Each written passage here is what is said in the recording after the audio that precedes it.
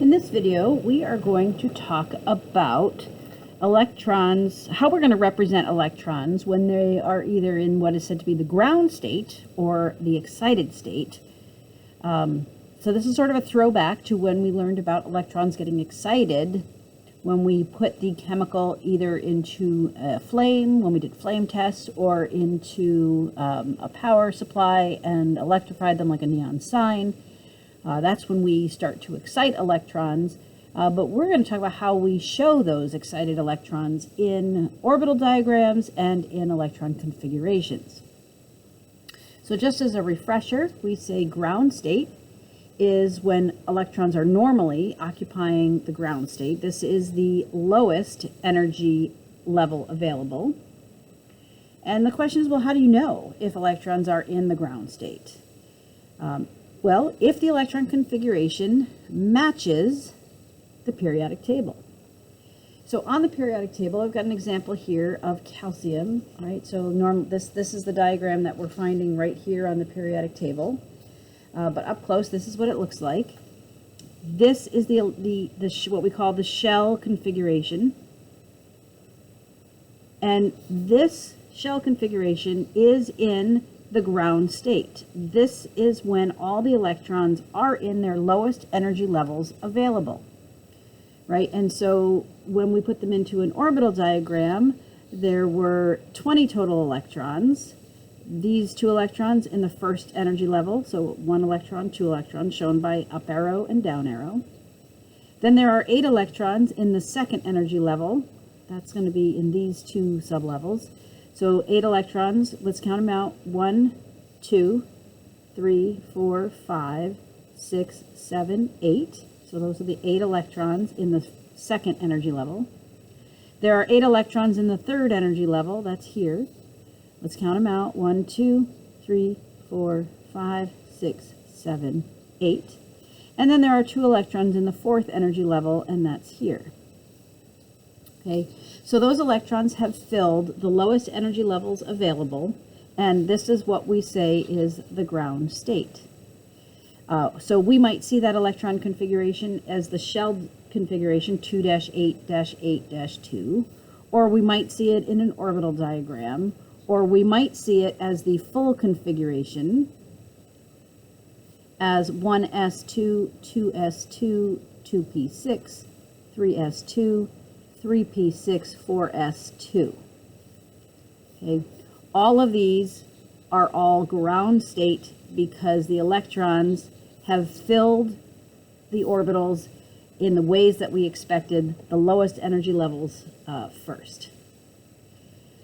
So let's talk about excited state. Excited state are when our electrons are in a higher energy level than they were originally.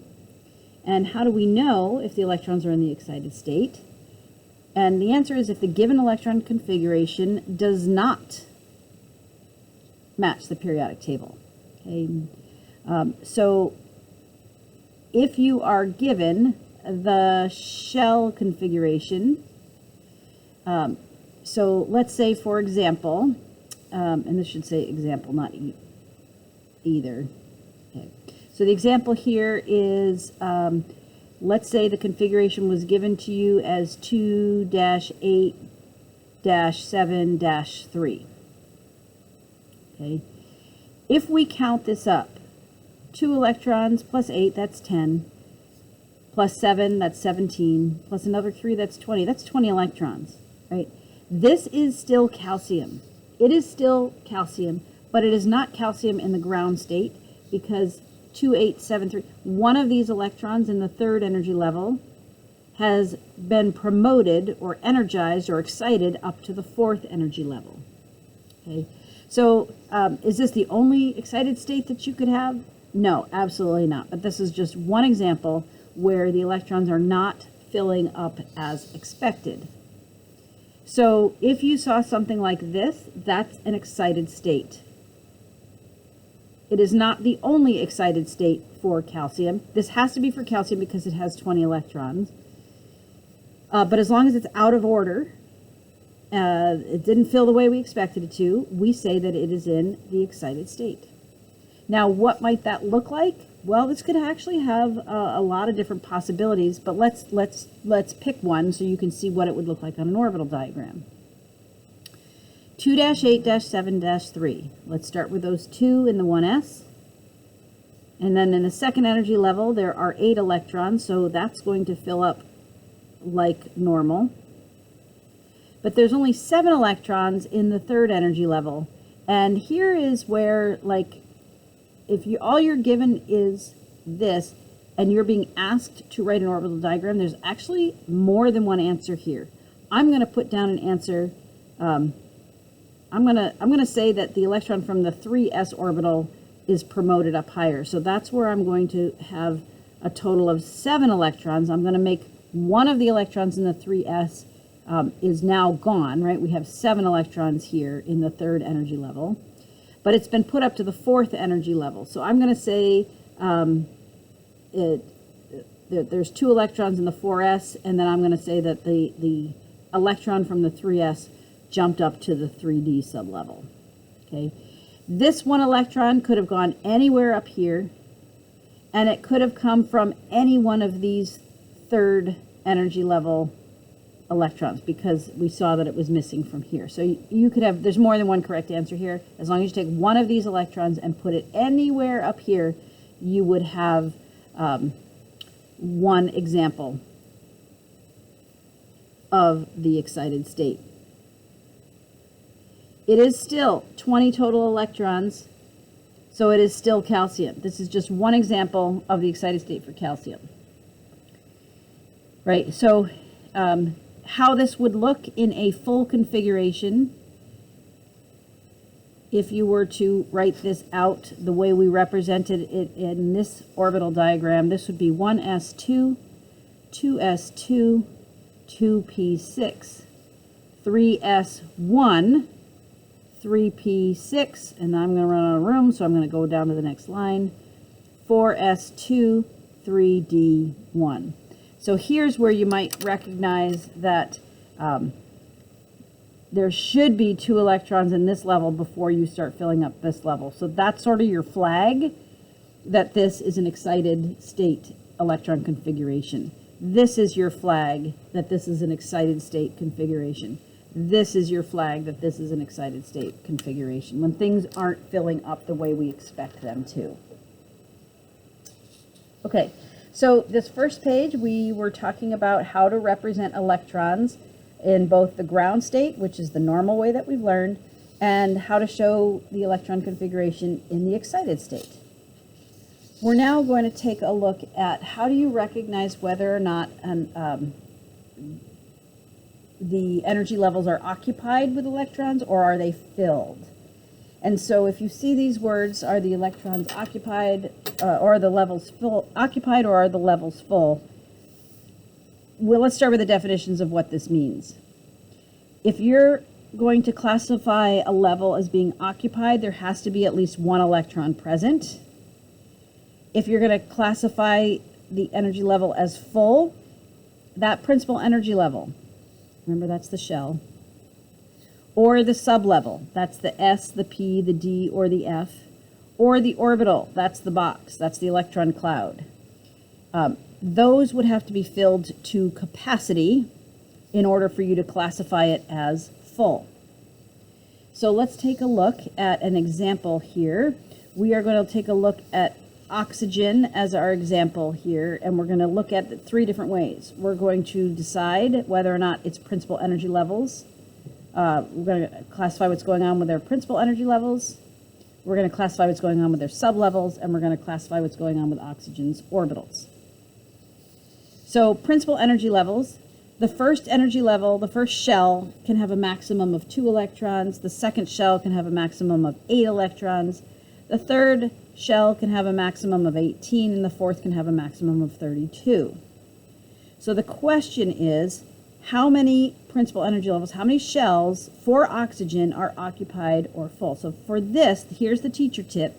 Consult the PT configuration, which is 2-6. All right, so that 2-6 means that the first shell, which can have a maximum of 2 electrons, that's full.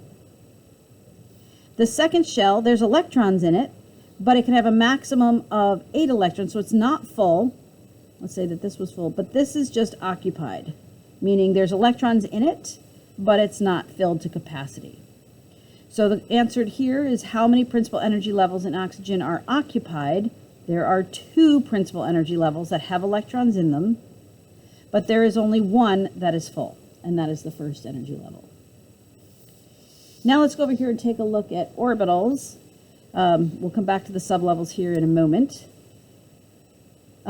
Remember that any single orbital, which is represented by one of these boxes, can hold a maximum of 2 electrons. So let's take a look and see how many orbitals in oxygen are occupied or full. So we need to do the orbital diagram in order to really see this. There's 8 total electrons, so let's fill them in. There's 1, there's 2, there's 3, there's 4, there's 5, there's 6, there's 7, and then there's 8. Okay. So we need to write out the orbital diagram to answer these questions. So of all these orbitals, how many of them have at least 1 oxygen in them? So this one has at least 1, this one has at least 1. That's 1, 2, 3, 4, 5. There are 5 orbitals that are occupied with electrons, but of those 5, only this one, and this one are filled. So only 3 of the orbitals are filled. Now that we've done the orbital diagram, it may be easier to answer this question here. What's helpful to know is that an S sublevel can have a maximum of 2 electrons. We see that with both the 1s and the 2s. A P sublevel can have a maximum of 6 electrons. A D sublevel can have a maximum of 10, and an F sublevel can have a maximum of 14. So the question is for oxygen, how many sublevels are occupied? How many are filled? If we write out the full configuration based on this, 1s2, 2s2, 2p4. Okay, so what we need to recognize is every one of these is a sublevel. And what we see here is that this one is full, this one is full, this sublevel is occupied. It is not full. So when it asks how many sublevels are occupied, we have at least 3 orbitals that have at least 1 in them, and then we have only 2 that are filled. All right, so let's take another look at another example for a neutral atom of silicon. Silicon has silicon is Si. It is 2-8-4. 2-8-4. Let's go ahead and fill that out. So there's 2.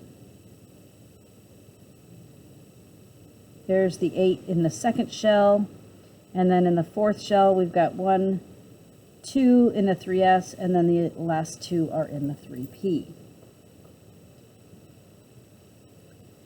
So how many PELs are full based on 2-8-4, right? First principal energy level can have a maximum of 2, so that's full. The second energy level can have up to 8. This is full. The third energy level has a maximum of 18, so this is not full. We just say that it is occupied. So there are 2 principal energy levels that are filled, and there are 3 principal energy levels that have at least 1 electron in them. All 3 are occupied. All right, let's go down to orbitals. How many orbitals are full? Let's count boxes where there's 2 electrons. 1, 2, 3, 4, 5, 6 are filled. And then how many orbitals have at least 1 electron in them? Well, those 6 plus 2 more. So there's 8 that are occupied. If we write this as a full electron configuration, we're going to see 1s2, 2s2, 2p6, 3s2, 3p2. So all of these are filled to capacity. This is full, full, full, full, because any S sublevel can have up to 2, a P sublevel can have up to 6, so So those are all full. There are 4 sublevels that are filled. But if this one is occupied, but remember, occupied means that the sublevel has to have at least 1 electron in it, so we have 5 sublevels that are filled. All right, so in this lesson, we learned how to show electrons in the ground state, in the excited state, and we learned how to analyze electron configurations to say whether or not principal energy levels were full or just occupied, whether or not sublevels were full or occupied, or whether or not orbitals were full or occupied. All right, well, that's it for this video lesson. We'll see you back in the classroom.